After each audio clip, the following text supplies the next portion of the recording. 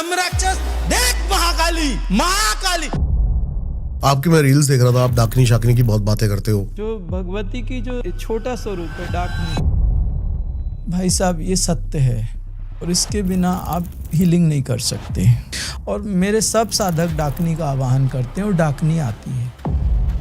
डाकनी का आह्वान करते हैं? डाकनी ऐसी आती है, 12 साल की लड़की है, वो डाकनी का आवाहन करती है और डाकनी आके काम करके जाती है। और योगिनियों का आवाहन तो हम लोग ऐसे करते हैं ना, जैसे अप्सराओं के बारे में आपने सुना होगा, करण पिशाचनी। करण पिशाचनी है, मैं मिला एक बार उससे। तो एक स्त्री और पुरुष आपस में संभोग करके जो आनंद लेते हैं, उससे सैकड़ों गुना ज्यादा आता है भीतर। आपके गुप्तांग में थोड़ी कुछ सेकंड के लिए जो आप फील करते हो ना, वो पूरे शरीर में घंटों घंटों तक रहती है। घोस्ट पोजीशन के कितने केस आते हैं? प्रेत बाधा, ढेर भाई साहब, सबके ऊपर रहती है, सबके ऊपर। कुछ चीजें ऐसी हैं जो मैं शायद आपको बोलूं तो विश्वास ना हो। मेरे जीवन में एक बहुत बड़ी घटना घटी। नागपुर में एक हमारे कालवांडे फैमिली थी, ऑफिसर क्लास के लोग थे।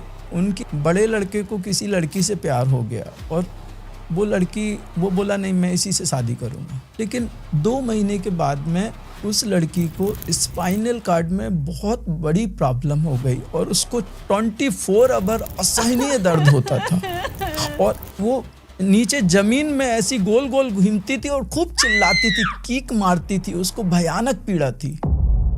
हमारे पास वो केस आया। उस समय मैं महासीलिंग करता हूँ तो लगभग 500 लोगों को एक साथ जब मैं हील मारता हूँ तो उसमें कितनी एनर्जी जाती, उतनी एनर्जी मैंने सिर्फ उस लड़की पे अकेली खर्च कर दी। उतनी एनर्जी में वो लड़की एक अनकॉन्शियस हो गई और पास्ट लाइफ में चली गई। मुझे एक्चुअल में भाई, मुझे मेमोरी बहुत कम है, कॉन्शियस माइंड बहुत कम है। किसी एक शायर ने कहा है, खुदी को कर बुलंद इतना ऐ बंदे कि हर तकदीर के पहले खुदा भी पूछे बता तेरी रजा क्या है।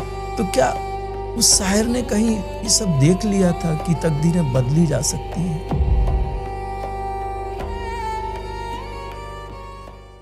क्या इंसान के शरीर के अंदर जो चक्र होते हैं, उन्हें सिर्फ महसूस ही नहीं, देखा भी जा सकता है? क्या कोई ऐसी मशीन हो सकती है जो आपके दिमाग की तरंगों को, आपकी ऊर्जा की परतों को, यहां तक कि आपके अंदर अटकी हुई शक्ति को भी स्कैन कर ले?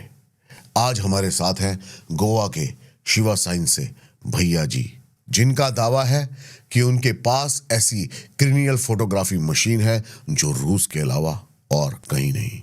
और दूसरी मशीन है इनके पास, ये कहते हैं कि वो आपके शरीर के अंदर के चक्र देख सकते हैं कि ऊर्जा कहाँ ब्लॉक है, किस वजह से जीवन में रुकावट है, और ध्यान, योग और ऊर्जा हीलिंग के जरिए उसे ठीक भी किया जा सकता है। ये तो गाइस यहां तक चैलेंज करते हैं कि जो उपचार ये ऊर्जा के स्तर पर कर सकते हैं, वो बड़े से बड़े डॉक्टर कर ही नहीं सकते। लेकिन सवाल सिर्फ ये नहीं है, सवाल ये है कि क्या ये विज्ञान है, क्या ये चेतना की टेक्नोलॉजी है, या फिर विश्वास और अनुभव की दुनिया? आखिरी फैसला सिर्फ आपका है। कमेंट्स करके जरूर बताइए। जिसने अब तक इस चैनल को सब्सक्राइब नहीं किया, कर दो। जैसा आपने बताया भी भैया जी मेरे को कि आप बात करते हैं कैसे हीलिंग लोगों की होती है, लेकिन मैं जानना चाहता हूं प्रॉब्लम्स कैसे आती हैं और क्या क्या प्रॉब्लम्स आती हैं। क्योंकि अभी हमने बात करी कर्म की, कर्म ही या तंत्र। अब कर्म और तंत्र दोनों अलग है। एक्चुअली इसके बारे में मैं थोड़ा सा आपको समय लूंगा। एक्चुअल कर्म और प्रारब्ध, कर्म बीज है और प्रारब्ध फल है। तो कर्म बीज से प्रारब्ध फल की क्या प्रोसेस होती है? आपने सुना होगा चित्रगुप्त। तो वो चित्रगुप्त क्या है? एक्चुअल चित्रगुप्त को एक कोई देवता मानते हैं या एक ये यमराज का लेखा जोखा करने वाला है। तो एक्चुअल वो चित्रगुप्त है क्या? जैसे मान लीजिए कर्म कैसे बनते हैं, सबसे पहले समझने वाली बात एक है कि कर्म को 3 भागों में बांटा गया है, रजस, तमस और सतस।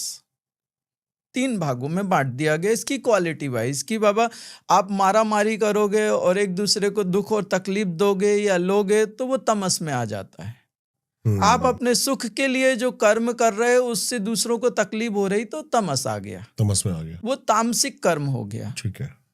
अब जो आप अपने सुख के लिए कर रहे हो, जैसे आपने बहुत पैसा ले लिया लोगों से और अब आप मजे ले रहे हो और सामने कोई भूखा मर रहा है और आप कहोगे आपके पास बहुत खाना है, आप दे सकते हो, एक्स्ट्रा है, लेकिन आप कहोगे ये मेरा है, तू चल बाहर, ये मेरा है, तो ये राजसिक हो गया। वो राजाओं के जैसे आप रह रहे हो और किसी का क्या हो रहा है वो उसका कोई मतलब आपको नहीं है, वो राजसिक हो गया।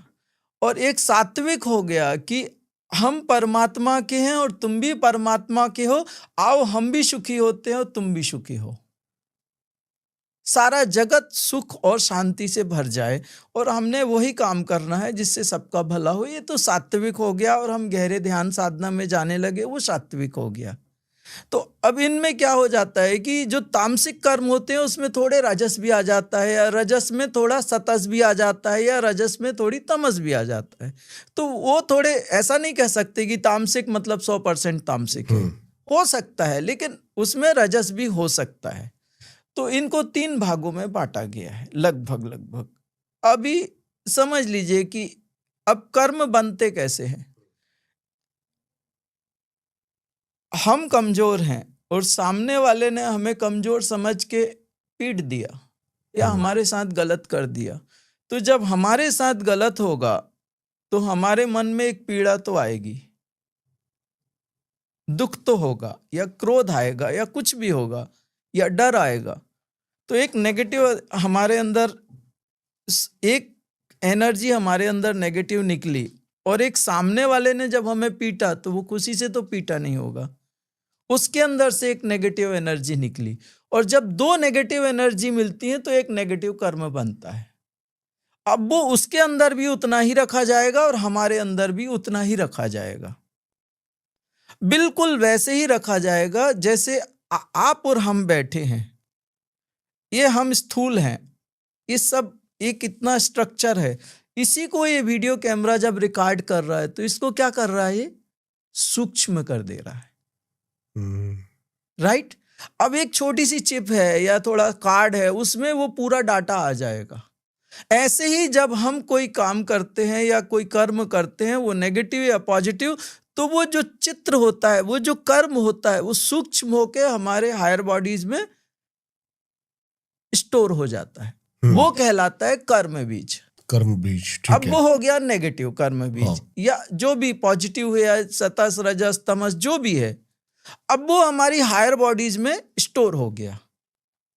अब हमारे वो जो कर्म बीज है वो इतना छोटा होता है, एक छोटे बीज होता है, वो हमारे अंदर स्टोर हो गया, और वो पिछले कई जन्मों से वो शरीर, हमारे शरीरों में ये कर्म ट्रेवल कर रहे हैं।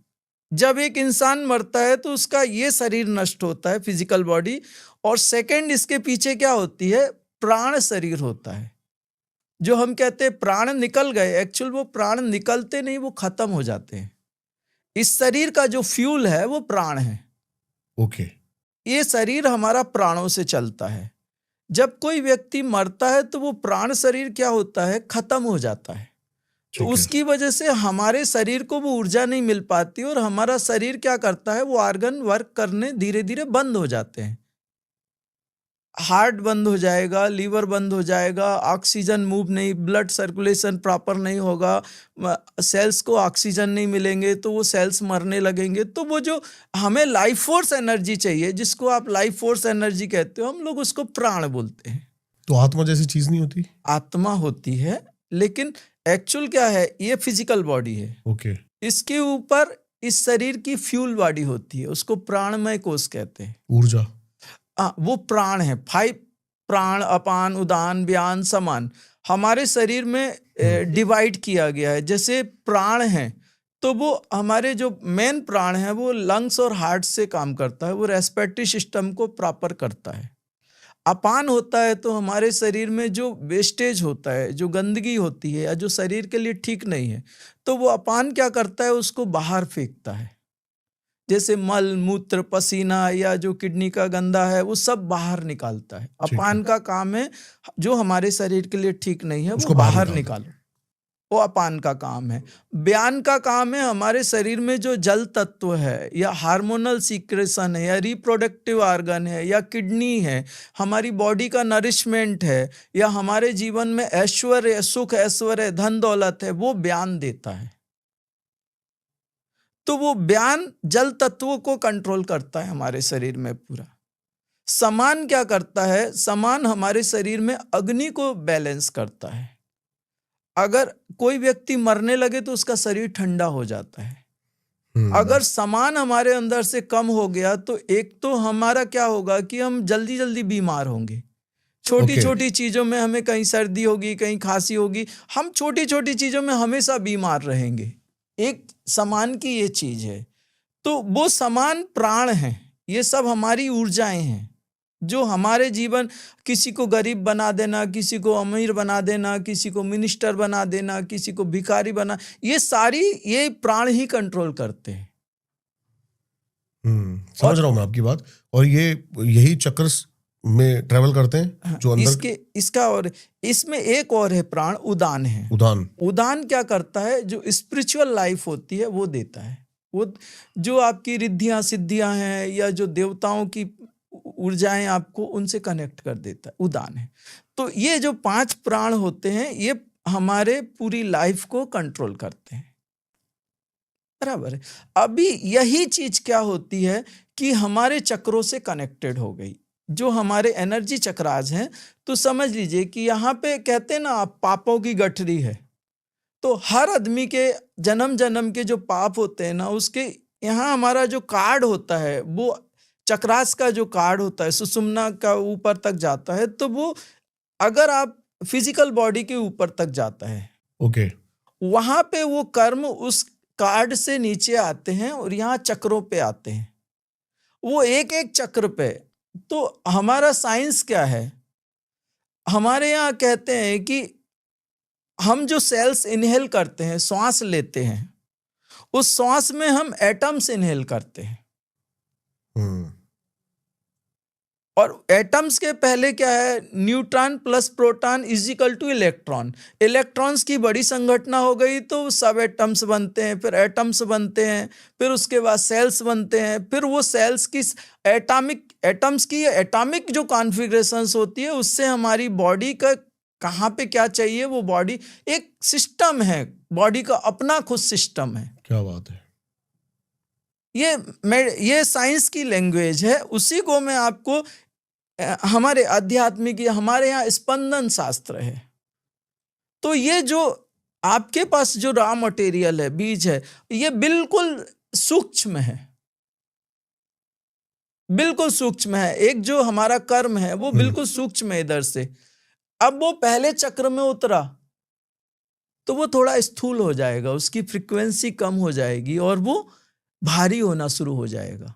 पहला चक्र उसको क्या करता है कि तैयार करता है प्रारब्ध के लिए, और वो उसका जितना काम है वो करके और आगे दूसरे चक्र को ट्रांसफर कर देगा, वहां पे उसको और ज्यादा बड़ा किया जाएगा, वो दूसरा चक्र। तीसरा चक्र उसको और बड़ा करेगा, चौथा चक्र लगभग वहां पे उसको पूरा तैयार कर देगा, और पांचवा जो मूलाधार चक्र है वहां पे वो डिलीवरी, समझ लो कि मूलाधार चक्र समझ लीजिए कि आप शोरूम हो गया, उधर पे सब जो प्रोडक्ट इन चक्राज ने क्रिएट किए हैं, बनाए हैं, वो आ जाएगा। उस समय आपको पता चल जाता, अरे यार ये हो गया भाई अपने साथ, तो अरे यार ये हो गया, ये अच्छा हो गया यार, ये कैसे हो गया भाई, एक्सीडेंट हो गया।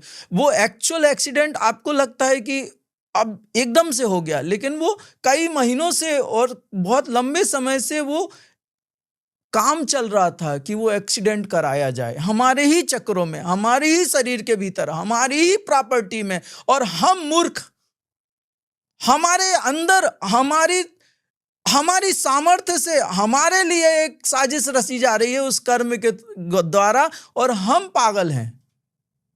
और हम फंस रहे हैं। मुझे एक्चुअल में भाई पता, बहुत ज़्यादा मेरी कॉन्शियस, मुझे मेमोरी बहुत कम है, कॉन्शियस माइंड बहुत कम है। मैं अपने दिमाग को पूरा खाली रखता हूँ ताकि सबकॉन्शियस में जा सकूँ। तो किसी एक शायर ने कहा है, खुद ही को कर बुलंद इतना ए बंदे कि हर तकदीर के पहले खुदा भी पूछे बता तेरी रजा क्या है। तो क्या उस शायर ने कहीं ये सब देख लिया था कि तकदीरें बदली जा सकती हैं? या बिल्कुल सही कहा आपने। तकदीर जैसी चीजों को मैं वैसे नहीं मानता हूँ, क्योंकि मेरे उस्ताद हैं कृष्ण, हाँ, और जब से वो मेरी जिंदगी में आया तो मैं एक ही चीज मानता हूँ, कर्म। जो बोओगे वो काटोगे। लेकिन भाई मैं आपसे मैं आपसे बहुत विनम्रता से पूछता हूँ कि हमने पास्ट लाइफ में कुछ तो ऐसा किया है, गलतियां तो हुई होंगी हमसे भी बहुत और गलतियां आपसे भी, होंगी, बहुत गलतियां होंगी। लेकिन अब वो अगर प्रारब्ध आए तो क्या उन प्रारब्ध को आने से पहले डिस्ट्रॉय कर सकते हैं हम, या भोग लेने पड़ेगा? मेरा इसमें मत थोड़ा सा अलग है। आप बोलिए। जितना ज्ञान नहीं है मेरे में, लेकिन मेरा मानना यह है कि अच्छा बर्ताव अगर आपने किया है ना, तो 14 साल की जगह 7 साल की सजा हो जाएगी। चलो इसका अच्छा बर्ताव था, लेकिन सजा तो काटनी पड़ेगी। भाई एक बात बताइए, एक प्रैक्टिकल चीज, मैं आपसे बहुत प्रैक्टिकल होके एक जमीनी लेवल पे एक साधारण व्यक्ति की बात, जैसे साधारण व्यक्ति करता है। मिस्टर ए और मिस्टर बी के साथ में फाइट हो गई। मिस्टर बी की कोई गलती नहीं थी, मिस्टर ए ने पीट दिया मिस्टर बी को। अब प्रकृति क्या करेगी? उसको बैलेंस करेगी। मिस्टर बी को वो इस स्थिति में लाएगी कि मिस्टर ए को विथ इंटरेस्ट वो पीटे, गाली दे और सब करे। एक प्रैक्टिकल आपको बताता हूं। तो अब ये पिछले जन्म में हुआ था ए और बी का फाइट। अब बी इतना शक्तिशाली हो गया इस जन्म में कि उसके अंदर पिछले जन्म के जो संस्कार उसके सबकॉन्शियस में रखे हैं ना, कि वो मिस्टर ए को देखेगा ना तो उसकी बिल्कुल भुजाएं भड़कने लगेंगी और उसको लगेगा कुचल डालो इसको। अब मिस्टर ए पिटने के बाद उसको थैंक यू कर दे तो वो कर्म खत्म हो जाएगा वहां। लेकिन मिस्टर बी जो पिटा था, वो भी क्या पता पिछले जन्म का ही कोई प्रारब्ध हो। हाँ, पिछले जन्म का प्रारब्ध होगा ना, तो प्रकृति बैलेंस करेगी। तुमने इसके साथ जो किया है वो इस जन्म में, वो इसके साथ, या तो इसी जन्म में आगे। वो पिछले जन्म का अगर होगा तो भूल गया ये बंदा, और इस जन्म में भी अगर उसने पीटा है तो क्या एक जो बंदा पिट रहा है अभी, वो थैंक यू कहेगा?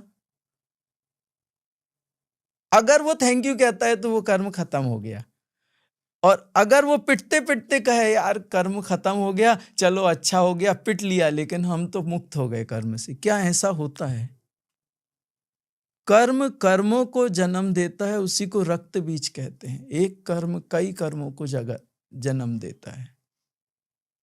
और एक्चुअल हम लोगों को हीलिंग करनी पड़ती है ना, मास हीलर है हम लोग, तो उस समय उन कर्मों के साथ हमारी फाइट होती है कि कौन सा कर्म कहाँ उतर रहा है और शरीर के किस हिस्से में गया और लाइफ के किस इंसिडेंट में गया, वो प्रैक्टिकल हम लोग देखते हैं।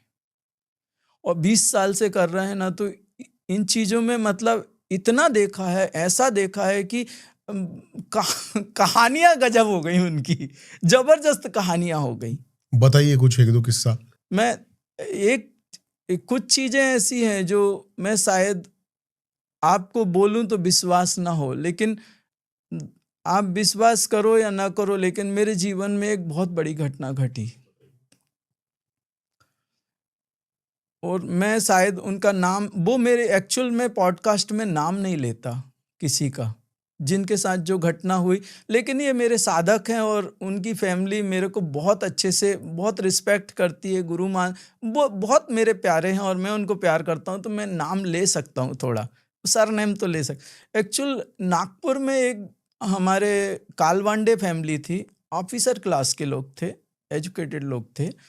कालवांडे फैमिली, उनकी क्या हुआ है, बड़े लड़के को किसी लड़की से प्यार हो गया और वो बोला नहीं मैं इसी से शादी करूंगा। और वो फैमिली हमेशा मोस्टली कोशिश करती थी कि मुझसे पूछ के ही डिसाइड करती थी अगर कुछ भी उनको डिसीजन लेना होता। तो उन्होंने बोला कि भैया जी ये तो पागल हो गया गौरव, वो लड़की को बोलता है उसी से शादी करूँगा। तो हमें मालूम था बच्चे हैं अभी, उनको ना बोलेंगे तो भाग के कर लेंगे, या नहीं भी कराओ अपन तो उनके मन में वो पीड़ा रहेगी कि हमने प्रेम किसी और से किया और शादी किसी और से की। तो हमने कहा बच्चे हैं, मजबूरी में हमने बोला कर दो। लेकिन 2 महीने के बाद में उस लड़की को स्पाइनल कार्ड में बहुत बड़ी प्रॉब्लम हो गई और उसको 24 आवर असहनीय दर्द होता था और वो नीचे जमीन में ऐसी गोल गोल घूमती थी और खूब चिल्लाती थी, कीक मारती थी, उसको भयानक पीड़ा थी। जब डॉक्टर के पास ले जाया गया तो डॉक्टर ने कहा हम इसको कुछ नहीं दे सकते, स्पाइनल कार्ड के भीतर से वो कुछ निकालेंगे, उसको लैब में भेजेंगे मुंबई नागपुर से, उसके बाद जो उनकी रिपोर्ट आएगी उसके बाद हम कुछ ट्रीटमेंट करेंगे और सर्जरी होगी, वो कंपलसरी है। एक यंग एज की लड़की की सर्जरी स्पाइनल कार्ड की, तो डॉक्टर भी कहते हैं कि वो रिस्की है, बहुत रिस्की है। तो वो चीज़ हमारे पास, वो केस आया उस समय हमारे पास नागपुर में एक आश्रम था, तो हमने कहा 1 हफ्ते के लिए भेज दो। वो लड़की आ गई और 1 हफ्ते के लिए मैंने बोला था, 5 दिन हो गए, 6 दिन हो गए, 50-60% दर्द कम हो गया, पेन कम हो गया, लेकिन 100% नहीं जा रहा था और मैं टेंशन में था कि मतलब मैं मास हीलिंग करता हूं तो लगभग 500 लोगों को एक साथ जब मैं हील मारता हूं तो उसमें कितनी एनर्जी जाती, उतनी एनर्जी मैंने सिर्फ उस लड़की पे अकेली खर्च कर दी। और एनर्जी को इतना खर्च करने के बाद भी जो रिजल्ट्स आने चाहिए वो 100% नहीं आए। उसमें एक घटना घटी, उतनी एनर्जी में वो लड़की एक अनकॉन्शियस हो गई और पास्ट लाइफ में चली गई और उसने पास्ट लाइफ में जाके देखा कि एक बाघ था, वो भाग रहा था और नागिन, एक बहुत बड़ी नागिन थी, उसके पीछे भाग रही थी। बाघ के पीछे? नागिन, बड़ी नागिन थी, वो बाघ के पीछे भाग रही थी। और इसके बाद में मैं आपसे कहूंगा कि शायद लोग मेरे ऊपर बहुत कुछ कहेंगे कि ये गलत है, आप ऐसा कैसे बोल सकते हो, लेकिन मैं आपको सत्य कहता हूं। मैं भगवती का साधक हूं और भगवती की मैं हाजिर नाजिर जान के मैं आपको सत्य कहता हूं। माता, मैं जगत जननी जगदीश्वरी का साधक हूं और उसके नाम को लेके मैं कहता हूं ये सच्ची घटना हुई है दोस्त।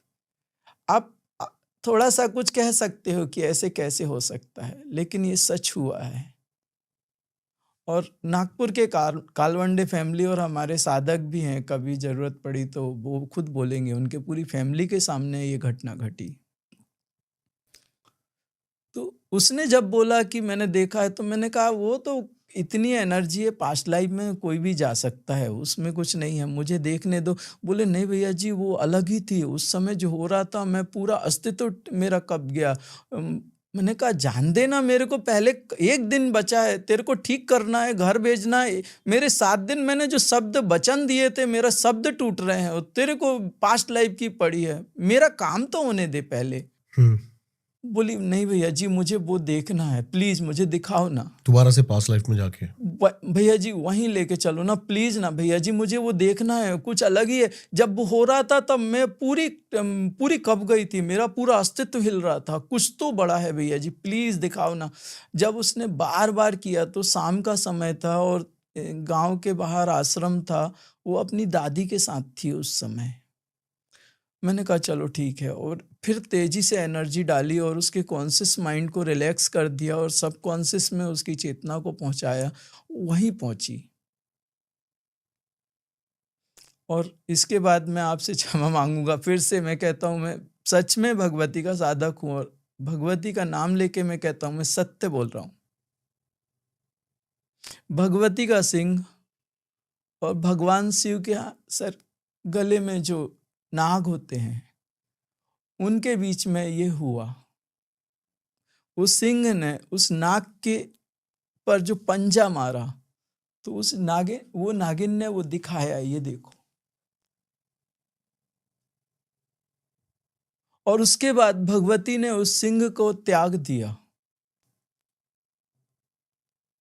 वो खुद बता रहे हैं पास्ट लाइफ में जाके। और उसके बाद वो जो नागिन थी वो भी पृथ्वी पे गिरी और ये भी गिरी, और वो घटना आई इसके शरीर में। ये जब मैंने महामृत्युंजय का वो जप किया और उस नागिन उसको बोला, उसका नाम दर्शना कालवांडी था, तो उसको बोला दर्शना को, दर्शना ये एनर्जी पास कर तू उस नागिन को देख। तो जब महामृत्युंजय मंत्र किया गया और उसको फ्लो किया गया संजीवनी के साथ में, तो एक मंत्र में उसकी एक खरोच खत्म होती थी नागिन की, दूसरे मंत्र में दूसरी, ऐसे करके वो जब नागिन की पूरी खरोच खत्म हो गई ना, तो वो एकदम खुशी से ना ऐसे लहराई ऐसी, और उसने सम्मान से ऐसे सर झुकाया और वापस अपने लोक को गई। ये घटना, बहुत सारी घटनाएं होती हैं और हम लोग हीलिंग करते हैं तो हम लोगों को सारी चीजें, लेकिन ये घटना ऐसी घटना है कि मैं कह सकता हूं आपके शायद रिश्ते मिनिस्टर्स के साथ होते होंगे, डीआईजी होंगे, डीजीपी होंगे, आमदार होंगे, खासदार होंगे, मतलब एमएलए होंगे, सांसद होंगे। मैं कह सकता हूं कि मेरी पहचान उस डायमेंशन तक है। उस डायमेंशन में जो काम किया गया, एक्चुअल उसकी इतने हायर डायमेंशन की जो उसके लिए एक से एक सिद्ध पड़े थे, एक से एक, ये परमात्मा की कृपा थी कि वो केस मुझे दिया गया और उसका श्रेय मुझे मिला और भगवान ने वो करा के लिया। ये शायद विश्वास करने के जैसे शायद कोई लोग करें या ना करें, लेकिन इस बात को मानना पड़ेगा कि कर्म इतना शक्तिशाली होता है कि वो देवताओं को नीचे जमीन पे गिराता है।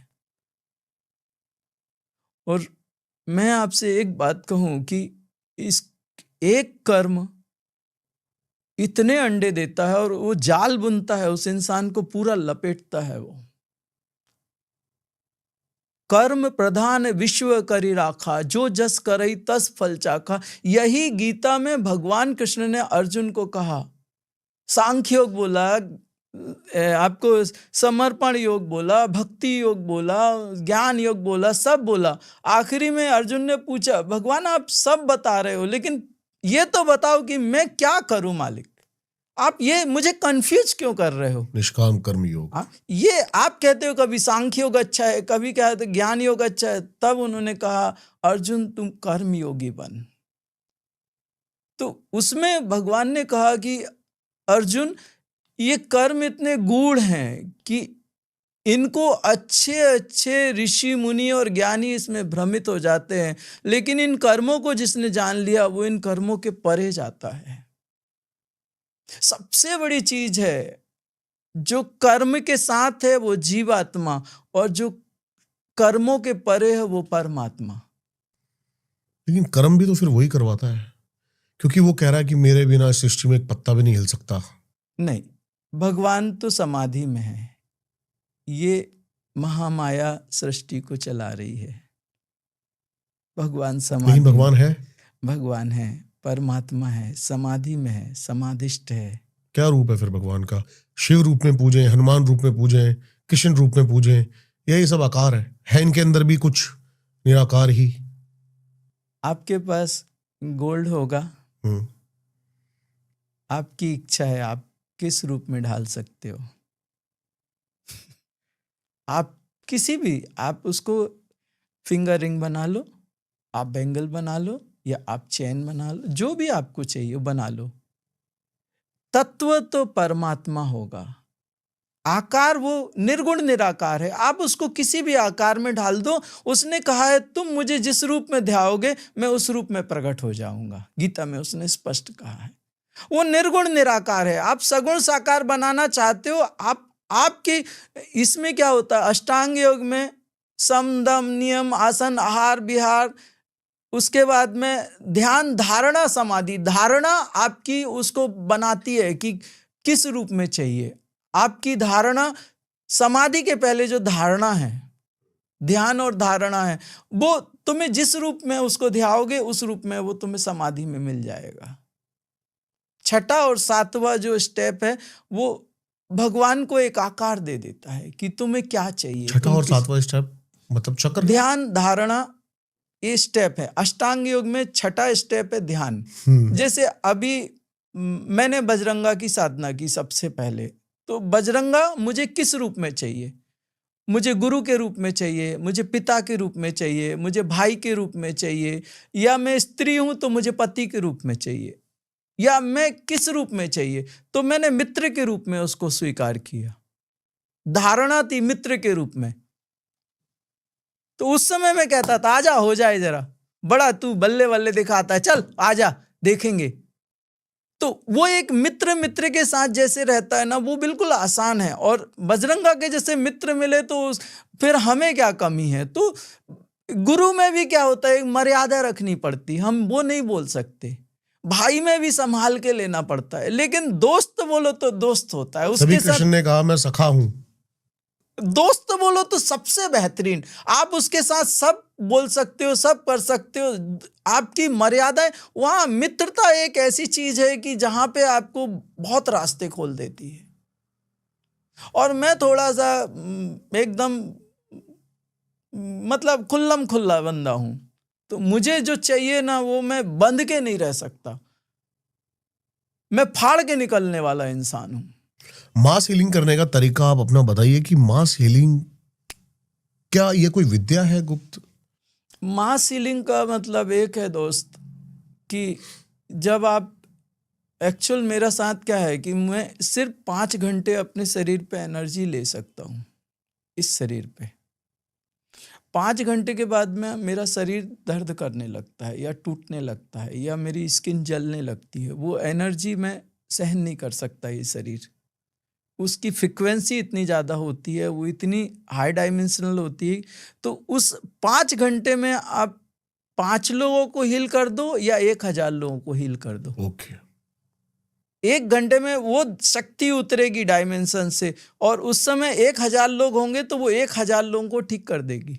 इसके पीछे की साइंस कैसे काम करती है, मतलब लॉजिक्स? एक्चुअल मैं बताता हूँ आपको। अभी समझ लीजिए कि आप 10 लोगों को मैसेज कर रहे हैं, यही आपको 1 लाख लोगों को मैसेज भेजना हो तो एक अलग प्रोसेस होती है। हाँ, ऑटोमेशन का प्रोसेस है ना। अब आपके चक्रास में मुझे मालूम है कि पृथ्वी तत्व कहाँ है। आप समझ लीजिए कि आपके शरीर में मान लीजिए बोन्स की प्रॉब्लम है। ठीक है। बोन्स क्या होता है? अस्थि तत्व होता है। अस्थि में क्षार होता है। और हमारे यहाँ पे क्या हो गया कि जो आपको मैं और थोड़ा डिटेल में जाके बताता हूं, आपको भी मजा आ जाएगा। एक्चुअल जब सती ने शरीर छोड़ा तो भगवान शिव उसको शरीर को लेके कंधे पे चल रहे थे। हाँ जी। अब भगवान शिव बहुत उग्र हो गए उस समय, और उस समय उनकी उग्रता के कारण पूरा सृष्टि उसका विनाश होना शुरू हो गया। तो उस समय भगवान नारायण ने क्या, सुदर्शन से उसके 51 टुकड़े कर दिए सती के, और वो जो अंग गिरे वो शक्तिपीठ हो गए। राइट, वो शक्तिपीठ होगा 51 शक्तिपीठ। अब जहां पे भगवती की अस्थियां गिरी,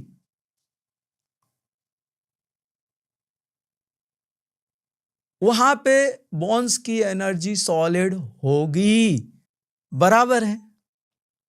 तो वो जो शक्तिपीठ की एनर्जी है वो आपके शरीर में कहां है?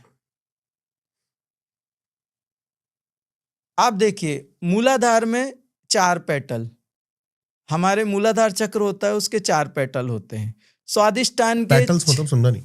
एक्चुअल एक चक्र होता है, लोटस होता है, उसके वो होते हैं कमल के, वो जैसे फूल के वो निकलते हैं ना पेटल, उसको पल्ले, ओके ऐसे निकलते हैं हाँ, ना। हाँ, हाँ। तो 4 पेटल का एक कमल हो गया, मूलाधार 4 पेटल का हो गया।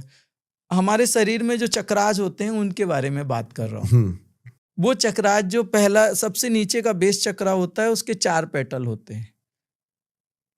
उसके बाद स्वादिष्टान के 6 हो गए, 10।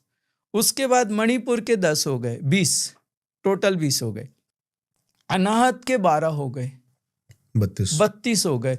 और इधर के विशुद्धि के 16 हो गए, तो 48 हो गए टोटल। और यहाँ आज्ञा चक्र के ओम हम छम होता है, तो 3 ये हो गए 51 हो गए। तो जैसा ये ब्रह्मांड है वैसा भगवान ने हमें बनाया है। तो वो जो शक्तिपीठ हैं, हमारे चक्रास के एक एक पेटल्स में सती के टुकड़े बैठे हैं। भगवान ने, नारायण ने जो सती के टुकड़े किए, मैं आपसे बात कर रहा हूं आद्य शंकराचार्य ने जो सौंदर्य लहरी की साधना करी उसकी बात कर रहा हूं। भगवती के शरीर के एक एक अंग की साधना सौंदर्य लहरी है, जो आद्य शंकराचार्य शिवलोक से जो सौंदर्य लहरी का ग्रंथ लेके आए। अभी वो जो एक एक शक्तिपीठ, एक एक चक्र में 4 शक्तिपीठ हैं, तो ये सारे हैं। अब आप मान के चलिए कि हमने अगर भगवती के शरीर के एक एक हिस्से को जागृत किया, जब हम पूरे हिस्सों को जागृत कर लेंगे तो वो भगवती जागृत हो जाएगी पार्वती बन के। जो टुकड़े टुकड़े है वो सती है, और जब उसके बाद में उसका पुनर्रूप आता है तो वो पार्वती का आता है, वो सती का नहीं आता। तो हमारी अंदर की जो सामर्थ्य है, शक्ति है, वो हम अपने चक्रास पे जाके उनकी साधना करके एक एक हिस्से को जागृत करेंगे तो वो हमारे अंदर वो शक्ति पूरी की पूरी जागृत हो जाती है। अब आप उसको महाविद्या का नाम दो, या आप उसको कुंडलिनी शक्ति का नाम दो, या आप शक्ति साधना बोलो, बस यही इसका सबसे बड़ा रहस्य है। आप साइंस की बात करते हैं, लेकिन किसी भी साइंस या फिर एक्सरे में वो चक्र्स का जिक्र नहीं है। Cranial photography. हमारे पास वो मशीनें हैं, वो यूएस से आई हैं और रशिया की मशीनें हैं, और उसका गोवा में हमारा एक ऑरा स्टूडियो है। ओके। उसमें क्रीनियल फोटोग्राफी लगभग आज से 25 से 30 साल पहले हमारे जो साइंटिस्ट थे, उन्होंने उसको जो चक्रास हैं और जो ऑराज हैं, ऑरा है एक बंदे की, उसको वो पूरी वीडियोग्राफी और फोटोग्राफी करके उसका पूरा डाटा, कुछ 22 पेज का डाटा आता है एक व्यक्ति की जो इंटरनेट पे है। इंटरनेट पे है वो चीज? हाँ, इंटरनेट पे है और काफी फेमस है वो। ओके। हमारे इंडिया के लोगों को उतना जानकारी शायद थोड़ी कम है, लेकिन जो फॉरेनर्स आते हैं उनको इसकी बहुत अच्छी जानकारी है। क्या बात है। क्रीनियल फोटोग्राफी है। और सेकंड, उसके बारे में आपको जो भी है एकदम स्पिरिचुअल डाटा देते हैं वो, और उसको साइंस एक्सेप्ट करता है। और लगभग हमारे सारे दुनिया के कुछ 26 देश मेडिकल साइंस में उसको यूज करते हैं, उस मशीन को। एक और रसिया की एक मशीन है जो आपके एवरी ऑर्गन की वैल्यूज देती है। वैल्यूज मतलब आपकी राइट किडनी कितना काम कर रही है, ओके, और लेफ्ट किडनी कितना काम कर रही है, आपका लीवर कितना काम कर रहा है, आपकी राइट आई कितनी परफेक्ट है, आपकी लेफ्ट आई कितनी परफेक्ट है, और यहाँ तक कि वो आने वाली जो बीमारियां हैं उनको पहले बता देती है कि ये कमजोरी हो रही है तो ये आपको डिजीज आएगी। मतलब वो 4 महीने पहले आपको बता देगी कि ये डिजीज आने वाली, लगभग। जो रसिया की एक, वो डॉक्टर्स ही उसको वैल्यूज को समझ पाते हैं, हम साधारण लोग नहीं, क्योंकि वो मेडिकल्स में यूज की जाती है। लेकिन वो भी हमारे पास है मशीन्स। और वो हमारे यहाँ कलंगुट में, जो गोवा में कलंगुट है, वहाँ पे उसका एक स्टूडियो है, ऑरा स्टूडियो है उसका। तो वहाँ पे आप मतलब कैसे वो ऑरा स्टूडियो काम करता है? वो ऑरा स्टूडियो जैसे अपना स्टूडियो है ऐसे ही कैबिन है, और उस समय उसका हाथ रखते हैं तो वो जो पूरा उस पे आपके चक्रास आते हैं और आपकी पूरी ऑरा बॉडीज आती है, वीडियो आता है। तो उसमें ये दिख सकता है कि हमारी एनर्जी जो है वो अभी किस चक्र पे एक्टिवेट है। हाँ, उसमें आपके चक्रास कितने % कौन से जागृत हैं, किस चक्र में कितनी नेगेटिव एनर्जी है, और कौन चक्र कितना ज़्यादा बेटर है, और उसके कारण आपके शरीर में क्या प्रॉब्लम आ रही है, और उसमें आपकी मेल एनर्जी, नाड़ी तंत्र की जो ईडा नाड़ी होती है वो जल पिंगला, तत्व हाँ, से जुड़ी हाँ, होती है, हाँ, फीमेल होती है। हम्म, और पिंगला नाड़ी मेल एनर्जी, तो उसमें यिन एंड येन की जो बैलेंसिंग है वो भी बताता है। मतलब 22 पेज की पूरी एक बेहतरीन रिपोर्ट देता है वो। क्रीनियल फोटोग्राफी आप अगर सर्च करोगे तो वो आपको पूरा मिलेगा। आपके बारे में मैं और देख रहा था, मेडिटेशन की बातें करते हैं काफी, ध्यान चेतना। हम्म। कैसे ध्यान चेतना, या फिर बैठना अपनी सांसों पे पूरा फोकस, या फिर अनुलोम विलोम क्रियाएं, मतलब क्या टेक्निक्स, एग्जैक्ट आपकी टेक्निक क्या है? क्योंकि मैं कृष्ण को पढ़ता हूं, अभी थोड़े दिन पहले मैंने देखा, वो तो सांख्य योग की बात करते हैं। वो कहते हैं कोई जरूरत नहीं है ध्यान की, जो एक बार जाग गया वो सो कैसे सकता है? नहीं, एक बार जागने के बाद अगर स्थिति वहां तक नहीं पहुंचा तो वापस एनर्जी गिर जाती है। बहुत से साधक ऐसे हुए, बहुत से साधु ऐसे हुए जो एक बहुत अच्छी स्थिति में जाने के बाद वो जो कुंडलिनी शक्ति थी वो वापस गई और सुप्त हो गई, गिरे वो। जब तक भगवान कृष्ण कहते हैं कि मन का कोई विश्वास नहीं है, मन की सत्ता जब खत्म हो जाए और बुद्धि में मन प्रवेश कर जाए और बुद्धि परमात्मा में स्थित हो जाए, तब वो साधक नहीं गिर सकता। लेकिन मन की जो ऊर्जा है उसने समर्पण नहीं किया बुद्धि के सामने। बिल्कुल जैसे एक बर्तन के भीतर आप दूसरा बर्तन डाल देते हो, ऐसे ही मन बुद्धि के अंदर प्रवेश कर जाता है। और उस समय मन की मन उछलता है, हमेशा मन का जो उछलना होता है, चंचलता होती है, वो समाप्त हो जाती है और वो बुद्धि में प्रवेश कर जाता है। तो बुद्धि जो होती है वो स्थिर होकर परमात्मा में आ जाती है। कृष्ण कहता है तब सुरक्षित है साधक। जब तक मन है तब तक, मन आज शांत है, कल बेईमान हो सकता है। बिल्कुल सही कहा आपने, क्योंकि यही एक कहानी मेरे सामने आई थी कि एक बाघ जब वो भेड़ों के झुंड के बीच में गिर जाता तो दूसरा बाघ देखता है ये इनके बीच में क्या कर रहा है, तो वो उसको लेके जाता है पानी में और परछाई दिखाता है। तो वो कृष्ण कह रहे हैं कि वो एकदम धाड़ पड़ता है। लेकिन यहाँ हो सकता था कि उसको उसकी आंख खोलने में भी उस बाघ को बड़ी तो मन में फंसाओ अगर होता तो। आपने सही कहा। कैसे मदद कर सकती है मेडिटेशन, ध्यान हमारे इमोशंस को तोड़ने में, जो हमारे मन हमें गुलाम बनाया उसको आजाद करने में? एक्चुअल एक तो आप अपने तरीके से करो, दूसरा किसी ऐसे समर्थ के सामने बैठो, तुम सिर्फ आंख बंद करो, वो तुम्हें गहरे में ले जाएगा। तुम्हें कुछ करने की जरूरत नहीं है। कैसे, मतलब ये जैसे पीआरआर कोई सेशंस होते हैं जी, मेरे पास्ट लाइफ रिग्रेशन टाइप के? पास्ट लाइफ रिग्रेशन भाई जी मैंने बताया, पास्ट लाइफ रिग्रेशन में क्या होता है कि इन बच्चों ने मुझे, मेरे साधकों ने मुझे बहुत तंग किया कि हमें पास्ट लाइफ में जाना है। हमने उनको समझाया कि क्यों देखना है, वो सब हॉरर टाइप की मूवी है। तुम जितना देख किसी चीज को आप बिना देखे रिलीज कर दो, आपको नहीं देखेगा, आपके अंदर पीड़ा नहीं आएगी। उन्होंने नहीं माना। ऐसा कई बार मेरे साथ हुआ कि उन्होंने वो देखना चाहा, एंटिटीज देखनी चाहिए या अपने कर्म देखने। तो गोवा में था उस समय मैं करमली में मेरा रेसिडेंस था, तो मैं रोज साधना करता था। ये लोग आते थे, ऑफिस वाले, ऑफिस करके ऑफिसर्स थे या जॉब करते थे, तो वो शाम को 5:30 बजे आते थे। तो हम लोग 1 घंटा साधना करते थे और चले जाते थे। उन्होंने बहुत दिनों से और मुझे तंग कर डाला कि past life therapy, past life therapy, past life. मैंने कहा क्यों चाहिए, अशांति से। और उस समय क्या हुआ, पास्ट लाइफ थेरेपी में उनको मैं लेके गया। मैंने कहा चलो जाएंगे। और वो पास्ट लाइफ थेरेपी में जाके उन्होंने जो हंगामा किया, वो अपने प्रेजेंट को भूल गए और पूरे पास्ट में पहुंच गए। और जो उन्होंने चीखा चिल्लाया, और किसी ने तो किसी के कान पे रख दिया जोर से। हाँ। उसके बाद 1-1.5 घंटे ट्रॉमेटाइज हो गए देख, पूरे पास्ट में पहुंच गए थे। और उस समय बाहर पूरे लोग, क्या हो गया, उनको लगा ये क्या हो रहा है। बाहर के लोग आ गए, क्योंकि कॉलोनी में था मेरा रेसिडेंस, तो वहाँ पे। फिर उसके बाद जब वो शांत हुए, हमने कहा पास्ट लाइफ, बोले कभी नहीं।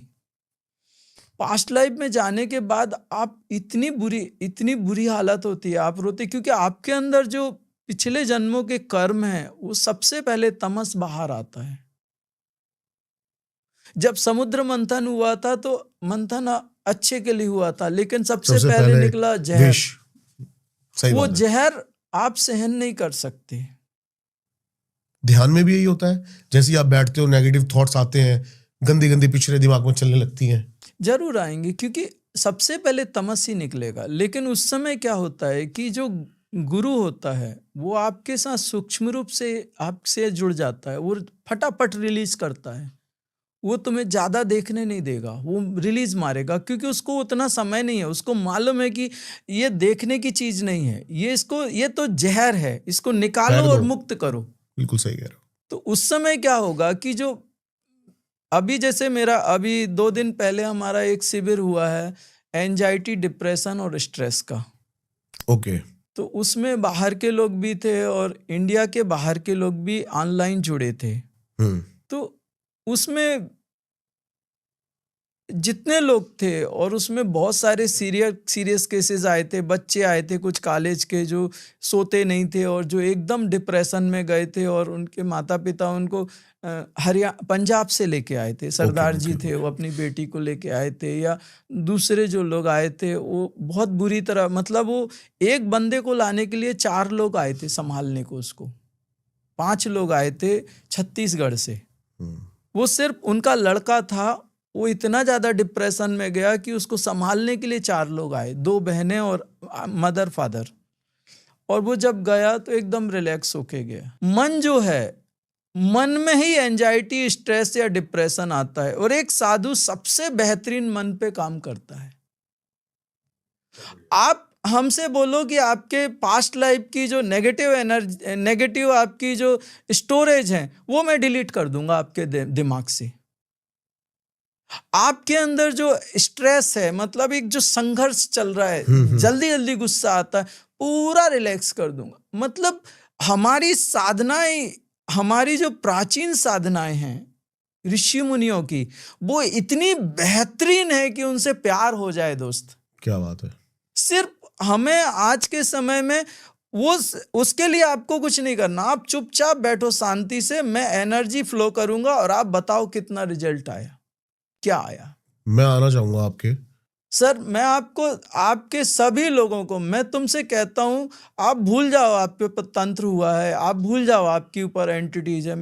अगर आपकी किस्मत में दुख है तो वो एंटिटीज भी आएंगी, आपके ग्रह भी डिस्टर्ब होंगे, आपके सब कुछ होंगे। लेकिन अगर ग्रह तुम्हारी तकदीर में अगर सुख लिख दिया तो तुम्हें दुखी कौन कर सकता है। आप तकदीर बदल दो, बाकी दुनिया आपके लिए पूरी बदल जाएगी। आप दुनिया मत बदलो। अभी मैं कुछ दिनों से देख रहा था, कुछ मेरा बड़ा इंटरेस्ट है ध्यान में, इन सब में मैं रोज करता हूँ थोड़ा बहुत, डेली बेसिक पे 15-20 मिनट। तो मैं देख रहा था कोई सेंटर थाईलैंड में देखे मैं बिल्कुल आना चाहूंगा, और मैं जानना चाहता हूँ कि मतलब मेरे को ना कोई एंजाइटी है, ना कोई डिप्रेशन है, ना कोई दुख है, कुछ नहीं है मेरे को। सर उसमें मैं आपसे एक ही बात कहूँगा कि हमारे मेडिटेशन सेशन में एक्चुअल स्पेसिफिकेशन है कि आप किस चीज़ के लिए आ रहे हो, क्योंकि हर डायमेंशन की हर फ्रिक्वेंसी अलग अलग है। मेरे चक्रा जो मेडिटेशंस होते हैं उनकी फ्रिक्वेंसी अलग है, लेकिन जो एंजाइटी, डिप्रेशन और स्ट्रेस है, ये टोटल रिलैक्सेशन, क्योंकि इन चीज़ों में एक व्यक्ति को कंपल्सरी रिक्वायर्ड होता है रिलैक्स, और वो रिलैक्सेशन उसके अंदर नहीं है, इसलिए वो तंग हो रहा है। तो उसमें जो एक ऐसी एनर्जी रहती ना, जैसे भगवती के गोद में जाके बैठ गए हो। मैं समझ गया आपकी बात, लेकिन मेरे साथ उल्टा है। मैं जैसे ही रिलैक्स होता हूँ मैं परेशान हो जाता हूँ। मुझे रिलैक्स नहीं रहना, मुझको हाईली फोकस्ड रहना है अपनी लाइफ में, होश में।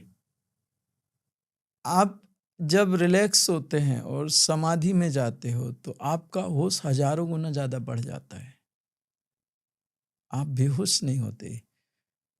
एक जो ड्रिंक करेगा, ड्रिंक करने के बाद बेहोश होगा, लेकिन ड्रिंक करने के बाद जो आनंद आती है और एक जो मज़ा आता है, और होश हजारों गुना ज़्यादा है, और जो एक मदहोशी है वो सैकड़ों गुनी ज़्यादा है। मतलब मैं आई लव मेडिटेशन, मतलब पागल हूं मैं इसके लिए। और मेरे गुरु भगवान ने जब शरीर छोड़ दिया उसके बाद मैंने भगवान से दीक्षा ली। एक यंग एज में मैं जंगलों में गया, गहरे जंगलों में गया, पागलों की तरह, कि मतलब या तो मर जाऊंगा या तो पालूंगा। पा लिया? 4 महीने में बजरंगा को बोलना पड़ा, ले आ गया। उसके बाद शक्ति की साधना बहुत कठिन रही। कई साल मैंने झटके खाए, लेकिन अभी आपकी मैं रील्स देख रहा था, आप डाकनी शाकनी की बहुत बातें करते हो, भूत पिशाच इनकी बातें करते हो। भाई साहब ये सत्य है, और इसके बिना आप हीलिंग नहीं कर सकते। आप बिना वाम मार्ग में जाए बिना शक्तिशाली नहीं हो सकते।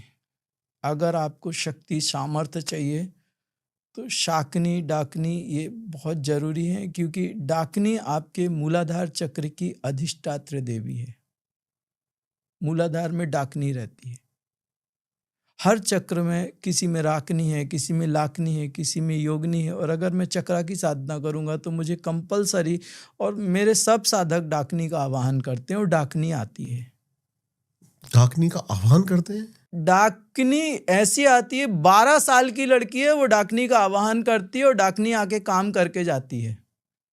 आपको मैं दिखाता हूँ, आप मेरे मेडिटेशन शिविर में आओ। उसकी मम्मी कहती है इसको ये अपने हाथ से खाना नहीं खाती, खाना खिलाना पड़ता है, लेकिन वो लड़की डाकनी का आवाहन करती। और योगनियों का आवाहन तो हम लोग ऐसे करते हैं ना, जैसे घर में किसी का मित्र को पुकार रहे हो।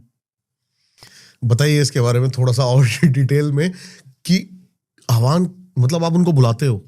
एक्चुअल जो भगवती है ना, भगवती के साथ में जो उनकी सेविकाएं रहती हैं, बिल्कुल एकदम वो योगनियां होती है, वो बिल्कुल भगवती के जैसी रहती है। ओके। तो हर चीज के लिए भगवती का आह्वान नहीं जमता। और जो भगवती के भिन्न भिन्न स्वरूप है ना, उनकी भिन्न भिन्न योगनियां हैं, अलग अलग योगनियां हैं। तो हर योगनी का अपना एक सब्जेक्ट है। भगवती का जैसे एक सब्जेक्ट है, उसी से मिलता जुलता योगनी का सब्जेक्ट है।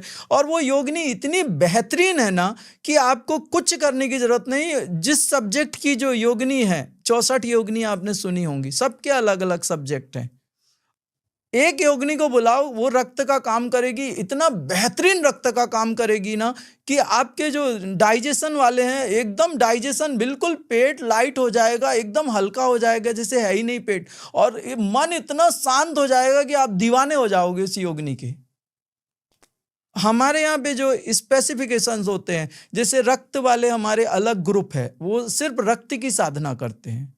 उसमें रक्त की जो योगनी है वो उनके पास है योगनी। वो उनके पास उसका भैरव होगा, उनके पास उनका गणेश होगा, उनके पास उसकी अधिष्ठात्री, जो रक्त की अधिष्ठात्री देवी है, उसका होगा। उसमें रक्त की जो प्रॉपर्टीज हैं, जैसे प्लाज्मा है, WBC है, RBC है, उसमें फिर उसका रक्त पे कैसे काम, WBC कैसे कम किया जाता है, RBC कैसे किया जाता है, प्लाज्मा को हम उसकी प्रॉपर्टी कैसे बदल सकते हैं, ये स्पेसिफिक वो काम करके देते हैं।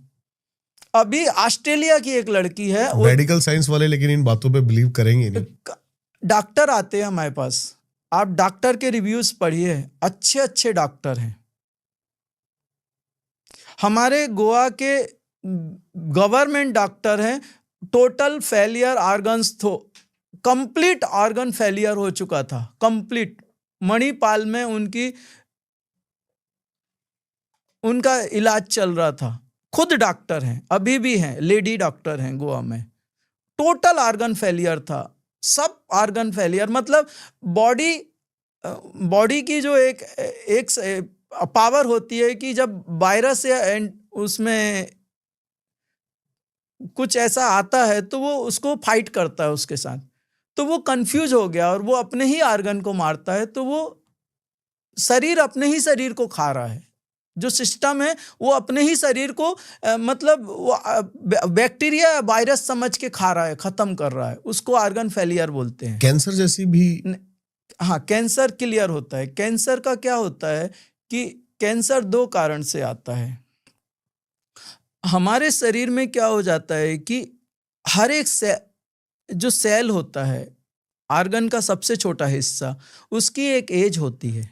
मेडिकल साइंस उसको एक्सेप्ट करता है। उस एज के बाद में वो सेल टूट जाता है, एटम बन जाता है, सब एटम बन जाता है, और हम जो श्वास छोड़ते हैं उससे वो बाहर निकल जाता है, और हम जो श्वास लेते हैं उससे न्यू एटम्स हम इनहेल करते हैं, ले जाते हैं, और उससे सेल बनता है, वो ऑर्गन्स के वो क्रिएट करते हैं। मतलब एक सेल, पुराने सेल फ्लश होते हैं और नए सेल उनकी जगह लेते हैं। लेकिन जब हमारे शरीर में जो ये पुराने सेल तोड़ने की जो प्रोसेस है वो फायर एलिमेंट करता है। लेकिन अगर शरीर में फायर एलिमेंट एकदम कम हो जाए तो वो पुराने सेल्स टूटते नहीं हैं और शरीर के बाहर जाते नहीं हैं, तो वो क्या होता है, वो गठान बन जाते हैं, ट्यूमर, और शरीर हर जगह पे ट्यूमर होते जाते हैं। और एक दूसरा रीजन उसका ये है कि हमारे यहाँ लीवर के पास में यहाँ पे एक हार्मोनल ग्लैंड है, हार्मोनल ग्लैंड, उसमें इन्फेक्शन आ जाता है। ओके। और उस इन्फेक्शन के कारण पूरे शरीर में गठाने आ जाती हैं। और हार्मोनल ग्लैंड को ये मेडिकल साइंस कुछ भी नहीं कर सकता, वो इतने सेंसिटिव होते हैं कि उनको हाथ ही नहीं लगाते, और वो उनके पास उसका कुछ भी नहीं है। तो वो क्या करते हैं कि शरीर की जो गठाने होती हैं उनको तोड़ने के लिए पूरा शरीर तोड़ते हैं, वो केमो देते हैं, कीमोथेरेपी। ओके, वो थेरेपी जो है पूरे शरीर को तोड़ती है, उसके साथ वो गठाने तोड़ देती है। लेकिन जब शरीर और कमजोर हो जाता है तो वो गठाने और जल्दी आती हैं, फिर वापस आती हैं। सही कह रहे हैं आपकी बात। तो क्योंकि शरीर में ही ताकत नहीं है, तो हम लोग क्या करते हैं, वो एनर्जी से जाके वो जो ग्लैंड होता है उसको हील करते हैं, और उसके बाद में जैसे हील करते हैं तो उसके कारण जो उनके जो ट्यूमर्स रहते हैं शरीर में, वो ट्यूमर्स क्लियर होने शुरू हो जाते हैं, इमीडिएट क्लियर होते हैं।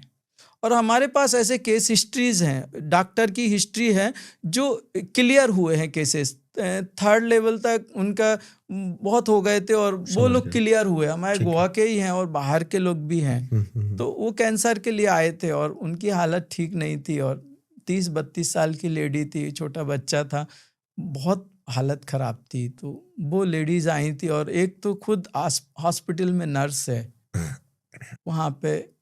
तो उसमें क्या हो गया कि वो क्लियर हुए। तो कैंसर के केसेस क्लियर होते हैं। अप्सराओं के बारे में आपने सुना होगा, अप्सरा, और आपने योगिनी का नाम लिया, वो तो खैर हाई एंटिटीज में आ जाती हैं। करण पिशाचनी भाई जी, पता मुझे कभी करण पिशाचनी की आवश्यकता नहीं पड़ी। वैसे होती हैं सब चीजें। करण पिशाचनी है, मैं मिला एक बार उससे। मैंने सुना है साधक अपने भोग के लिए उनको, ये सत्य है? क्योंकि एक सूक्ष्म शरीर स्थूल शरीर के साथ भोग कैसे कर सकता है? मैं आपको एक चीज बताता हूँ भाई जी, ये जो फर्स्ट बॉडी है ना हमारी, हम मेल है ना, तो फर्स्ट बॉडी मेल की है, सेकेंड बॉडी फीमेल की है, 3rd बॉडी मेल की है, 4th बॉडी फीमेल की है। तो जब हमारे एक शरीर दूसरे शरीर के साथ मैच होते हैं, मर्ज होते हैं, तो एक स्त्री और पुरुष आपस में संभोग करके जो आनंद लेते हैं या जो भी लेते हैं, उससे सैकड़ों गुना ज्यादा आता है भीतर, सैकड़ों गुना ज्यादा। जो आपके गुप्तांग में थोड़ी कुछ सेकंड के लिए जो आप फील करते हो ना, वो पूरे शरीर में घंटों घंटों तक रहती है। क्या बात है! उसको कहते हैं आनंद, परम आनंद की अवस्था, उसको आनंद कहते हैं। कैसे ले सकता है मनुष्य ये? उसके लिए हमारे जो शरीर हैं उनमें से जो कर्म है, नेगेटिव एनर्जी, जो भी नेगेटिविटी है, उसको फ्लश करना पड़ता है, और उसके बाद में उनको मर्ज करना पड़ता है, वो शुद्धि करनी पड़ती है। वो साधनाएं हैं। हमारे वीर्य को ऊर्ध्वगामी करना पड़ता है, ऊपर चढ़ाना पड़ता है, ऊपर चढ़ाना पड़ता है। बिल्कुल सही कह रहे हैं आप। तो वो जो चीज है ना, उसमें ना तो हमें अप्सरा की कभी जरूरत पड़ी। लेकिन एक बार क्या हुआ, मैं आपको सच्ची बताता हूँ दोस्त, एक्चुअल कर्ण पिशाचनी का आपके ही शायद चैनल पे देखा था, तो मेरे मन थोड़ा डोल गया कि एक्चुअल क्या होता है। हाँ। मैं आपको सच्ची बताऊं, आश्रम में क्या होता है, मुझे एक सुरक्षा किसी की चाहिए, तो मैंने सोचा एक कर्ण पिशाचनी रखूंगा, एक भैरव रखूंगा। भैरव को हम लोग क्या है, मास हीलिंग करते हैं तो कहीं किसी का कुछ निकला तो उस समय भैरव को खड़ा करना ही पड़ता है हम लोगों को, वो सब कंट्रोल करने के लिए, नहीं तो इसकी एनर्जी उसके अंदर घुसती है। या कोई एंटिटीज होती है, सैकड़ों लोग होते हैं, तो वो सब कंट्रोल करने के लिए डंडा लेके कोई ना कोई खड़ा रखना ही पड़ता है। इतना बड़ा काम करेंगे, कुछ ना कुछ सिक्योरिटी तो रखनी पड़ेगी। तो मुझे भी लगा एक कर्ण पिशाचनी अगर आश्रम में रखी जाए तो बेस्ट है। तो उस समय क्या हुआ, मैंने आपके ही और अभी ये कुछ 6 महीने 4 महीने पहले की बात है। उसी समय दारियल वन कर्ण पिशाचनी के लिए ट्रेंड में था। तो क्या हुआ, एक्चुअल कर्ण पिशाचनी ना मातंगी के साथ चलती है। माँ मातंगी के नीचे चलती है कर्ण पिशाचनी। 10 महाविद्याएं हैं, उनमें एक माँ मातंगी। तो मैं मातंगी का साधक हूँ। तो मैं रात को सो रहा था, तो सोते सोते बिस्तर में मैंने माता से, भगवती से बोला, एक कर्ण पिशाचनी देना मुझे, उसके लिए चाहिए। किसके लिए? ये रक्षा के लिए, आश्रम में एक व्यवस्था के लिए चाहिए। थोड़ी कोई गड़बड़ करता है तो थोड़ी कंट्रोल करेगी। तो रात को बोल के सो गया। मेरे को पता, मैंने ऐसे ही सिंपल बोला। उसके बाद मैंने देखा कि एक औरत है, वो मुझे देख के थोड़ी पीछे हट रही है। मुझे मजा आया कि वो मेरे डर रही है, पीछे हट रही। तो मैं थोड़ा ऐसे आगे बढ़ के उसको हुड़काया। 2 बार हुड़काया। और उसके बाद 2 बार जब हुड़काया ना, तो उसने मेरे को हुड़काया। वो आगे आई गुस्से से, और 2 बार उसने मेरे को हुड़काया। मैंने उसको, उसके बाद मैंने उनको ऐसे किया तो वो एकदम खुश हो गई, मुस्कुराने लगी और पास में आई। मतलब इतना नहीं, 3 फीट का, कुछ 3.5 फीट का गैप था। और उसके बाद में पास में आई और वो काम वहीं खत्म हो गया। उसके बाद कुछ नहीं हुआ। लेकिन उसके बाद मुझे वो जो एक मेरी एनर्जी डिस्टर्ब हुई, मेरी खुद की जो एनर्जी डिस्टर्ब हुई, वो मुझे समझ आया कि जितना है उतना बहुत है। एक नए सब्जेक्ट में नहीं जाना। एक सिंपल सी, एक बार कर्ण पिशाचनी, एक बार ब्रह्म राक्षस से भी अपना हुआ। ब्रह्म राक्षस से रतनगढ़ में शिविर कर रहा था मैं, और रतनगढ़ में एक एक्चुअल 6 दिन का शिविर था। तो हम लोग पहले दिन एंट्री लेते थे, दूसरे दिन, तीसरे दिन नहीं लेते थे, क्योंकि 6 दिन में हमें रिजल्ट देने होते हैं। अब कोई बीच में आ जाएगा तो वो शाम को शिविर होता था, शाम को 4 बजे 5 बजे शाम को ख़त्म कर देते। तो वहाँ पे वो एक माँ आई, उसका लड़का SBI में जॉब करता था, कोई ऐसे प्यून वगैरह था। तो वो बोलने लगी, छठे दिन आई, कुछ 5वें दिन आई शायद, या छठे दिन, मुझे याद नहीं अच्छे से। तो वो शाम को आई जब शिविर कंप्लीट हो गया।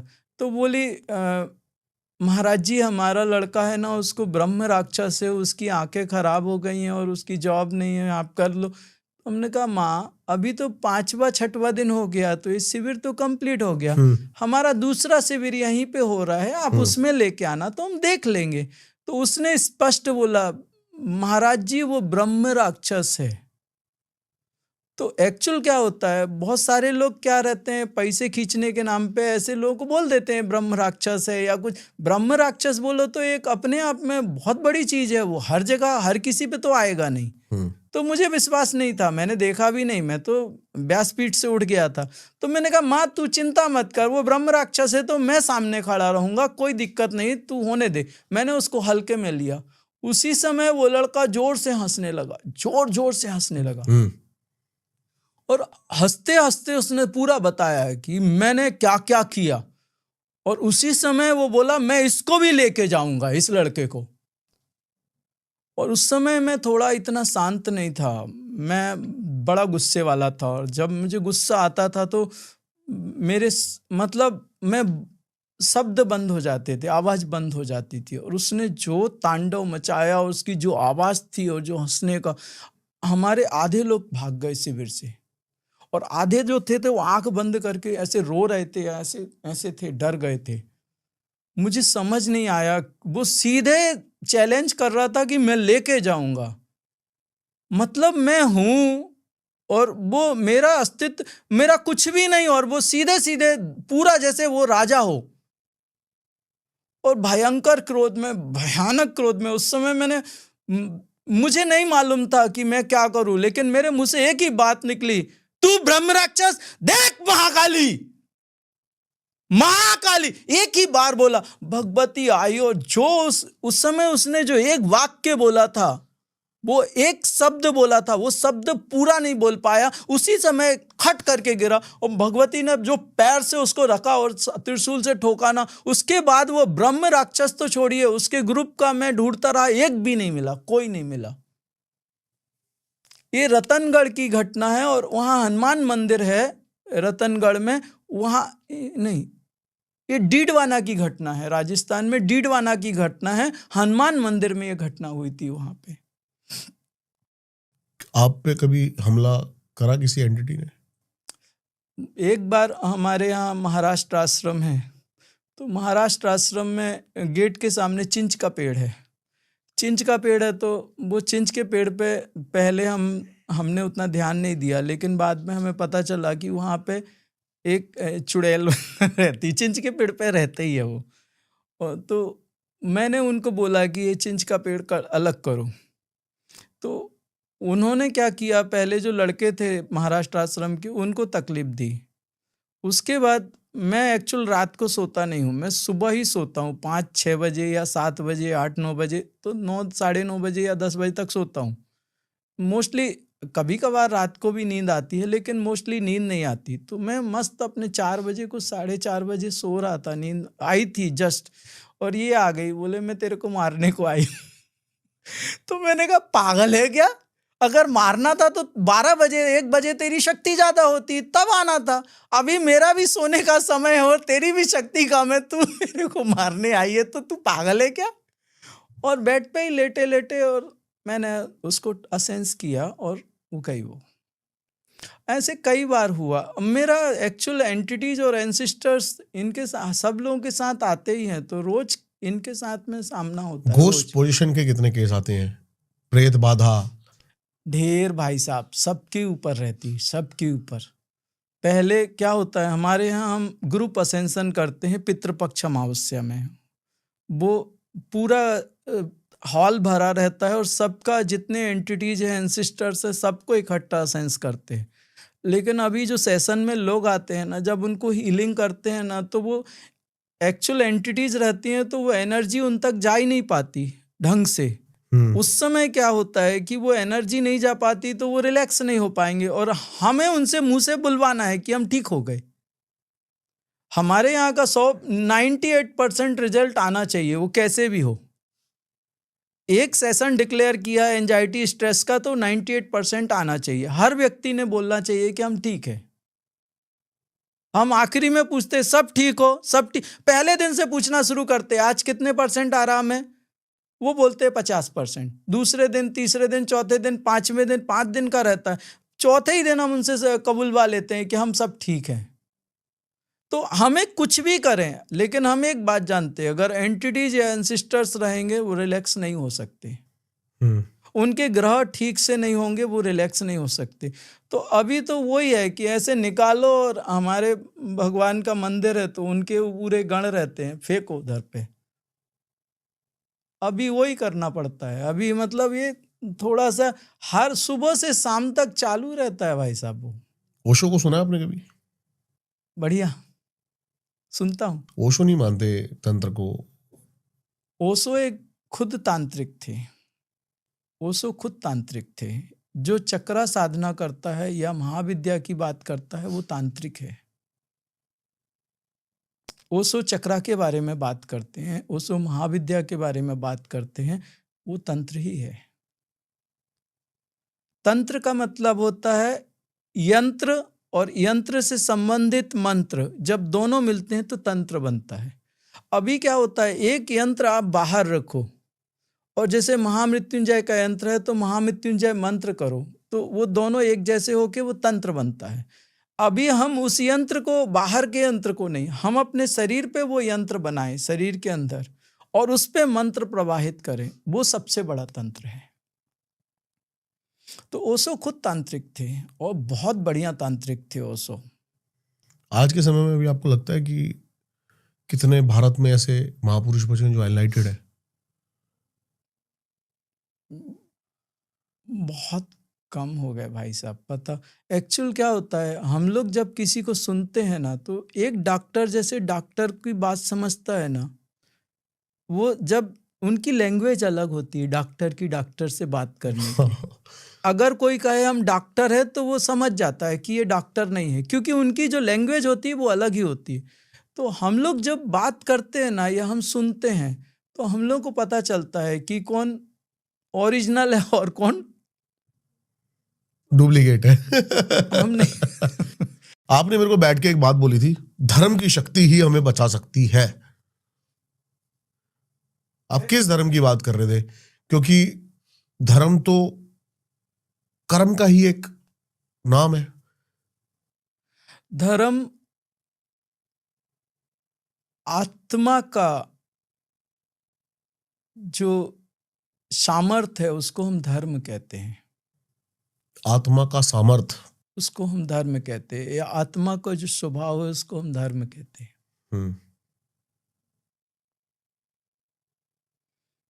एक्चुअल मैं फिर से मैं आपके बात मैं शरीरों की कर रहा था। ये फर्स्ट बॉडी है, फिजिकल बॉडी, अन्नमय कोश कहते हैं, अन्न से इसका पोषण होता है। सेकंड लाइफ फोर्स एनर्जी, प्राणमय कोश। थर्ड मनोमय, जो हजारों जन्मों से हमारे साथ चल रही है, आत्मा पे बोझ है, उसी के कारण आत्मा भटक रही है। फोर्थ ज्ञानमय कोश, और पांचवी आनंदमय शरीर। 5 शरीर हो गए।